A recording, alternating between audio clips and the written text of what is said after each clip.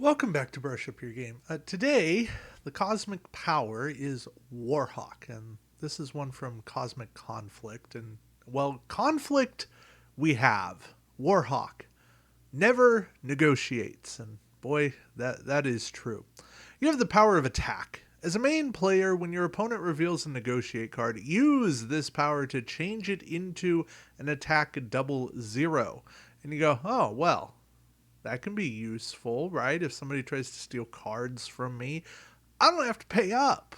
They just have a double zero. And if I play like an 8, I'm 8 ahead. This is great. Okay, let's keep going. As a main player, when you reveal a negotiate card, use this power to change it into a morph card, meaning a copy. It's going to copy what your opponent played, and well, then you're going to have to go to allies and other modifiers to figure it out. Okay?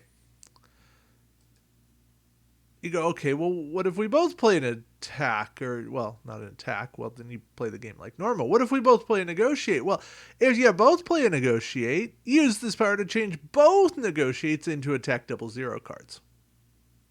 Yeah. And then it's like, well, you didn't even play cards. You might as well have uh, just not played, and we're just going to go to who has the most allies and such on their side, right? And that's that.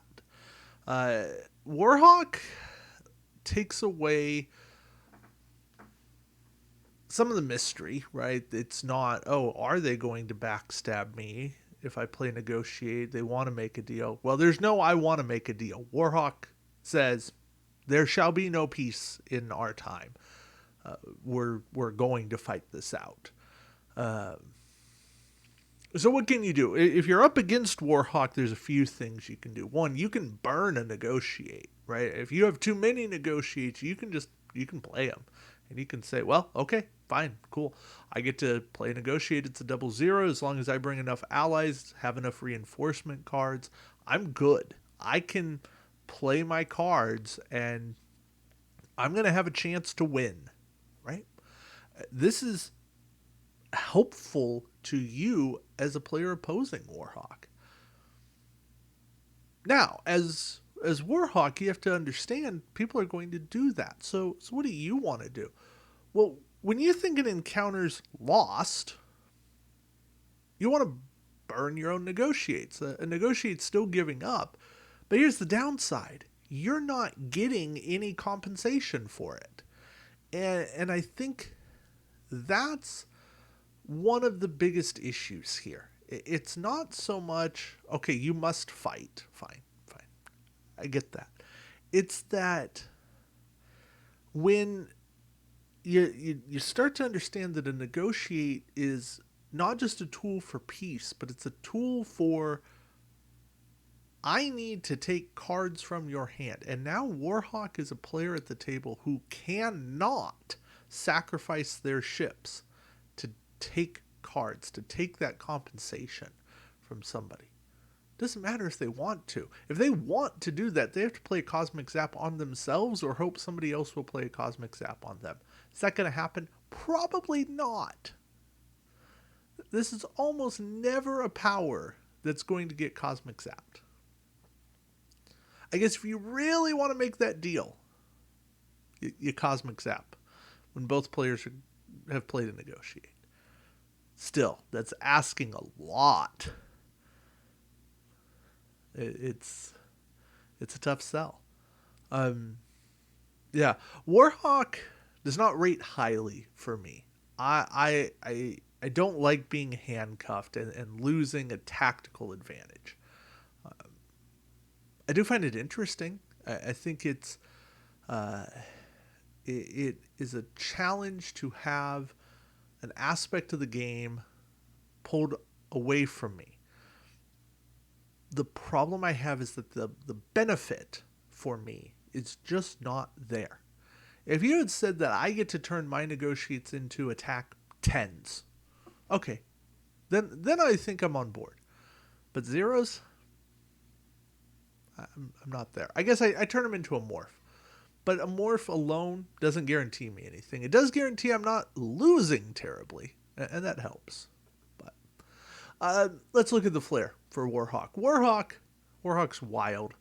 And again, I know this is a wall of text. I'll see what I can do to make it look a little better on camera.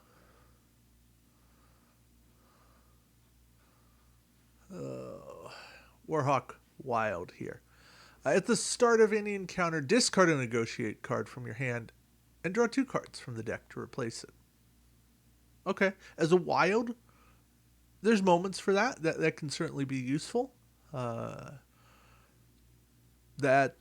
it's not a bad wild. You are broadcasting, hey, I have one less negotiate in my hand. So you're losing a tiny bit of the table talk aspect, because now you're less in that position of, well,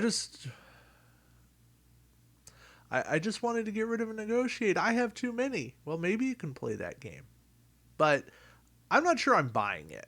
I think you're just trying to get rid of a negotiate to get better cards, and you probably don't have any negotiates left. The Warhawk Super. If you play a negotiate card and lose the encounter or fail to make a deal, you collect compensation. This would have been enough if you said if you play negotiate and lose the encounter, you collect compensation. But the fact that they added in or failed to make a deal, now you have leverage in a deal situation. You basically get to dictate terms, because now it's not, oh, we'll make a deal or 3 ships go to the warp. No, it's make a deal or 3 ships go to the warp and I'm taking cards from your hand. That is power. That's crazy good. Again, it's not the best super in the world, but I think that adds enough to what Warhawk does. I don't know. At least for me, I think it does. All right. Flavor text is always to end here. The Warhawks rush into combat with no thoughts of surrender. Negotiation is not a concept they understand. And I'm guessing that's massive? I can't quite tell. The Warhawks simply spurn the notion. No, they revel in the notion of fight or die. Yeah. I think that's sorry. I know. I messed up there at the end. My screen's worse off than what you're getting on camera for some reason. But anyways, Warhawk. Very much today is a good day to die. Go out swinging. And all of that. I like it. I have my challenges with it. This is a power I rarely will play. If I am forced to play it, I'll make use of it. But as far as one I will choose, you got to give me a good reason to choose it. Anywho, thank you all for watching, and until next time, keep brushing up your game. Take care.